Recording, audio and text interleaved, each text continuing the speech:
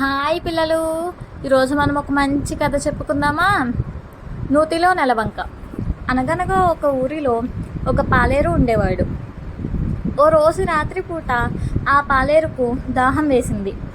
మంచినీళ్ళు తాగుదామని నూతి దగ్గరకు వెళ్ళాడు.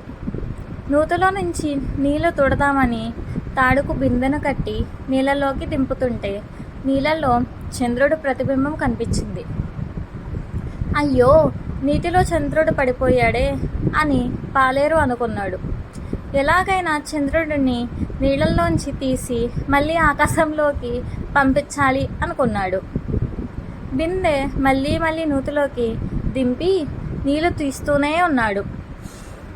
కానీ చంద్రుడి ప్రతిబింబం నూతిలోనే ఉన్నది, బయటకు రావడం లేదు.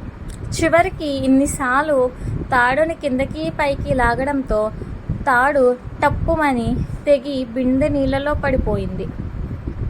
ఒకటేసారి తాడు తెగడంతో పాలేరు కూడా వెనక్కి పడ్డాడు.